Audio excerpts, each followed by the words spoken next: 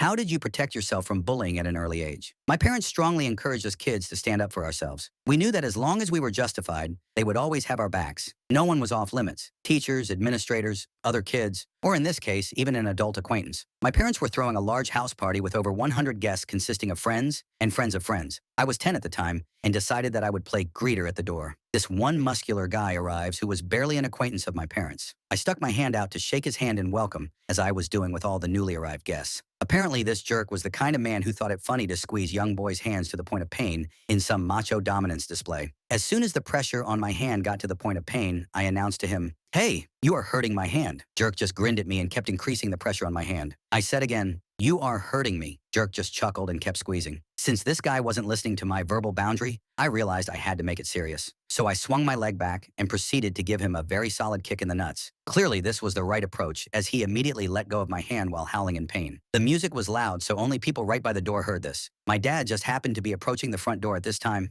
and the jerk loudly protested to him, "Ryan, your son just kicked me in the nuts." Dad looked at me with a question in his eyes. I responded, "He was hurting my hand and wouldn't stop when I asked him to." Dad just nodded to me in approval, gave the jerk a stern look, and then carried on. Jerk looked around and realized that he had no support. He left soon thereafter. And when I saw him again in the future, he was quite respectful of me. The pain and trauma of a kick in the nuts apparently provided him with the motivation to grow as a person. Looking back now, as an adult, what strikes me most is not just the physical act of defending myself, but the lesson it carried. At 10 years old, I learned that boundaries are only as strong as your willingness to enforce them. I had given him multiple chances to stop. I had been clear with my words. But when he mocked that and ignored my pleas, my actions made it crystal clear. The bigger lesson, though, came from my dad's reaction. If he had scolded me or apologized to the man, I might have carried away shame instead of confidence. But the simple nod of approval, the unspoken message that "you were right to protect yourself," stayed with me. It taught me that I could trust my own judgment and that there was strength in refusing to be made small. That day changed the way I viewed adults, too. Before that, I thought grown-ups always had the power and that kids just had to put up with whatever was thrown their way. But when I saw a full-grown man humbled because of my refusal to be pushed around, it shifted something inside me. I realized that respect isn't automatic with age or size. It's earned through how you treat others. To this day, whenever I shake someone's hand, I remember that moment. It was the first time I truly stood my ground, and it showed me that even at 10 years old, I had the right to demand respect and defend myself when it wasn't given. And honestly, that confidence has followed me through school, work, and life ever since.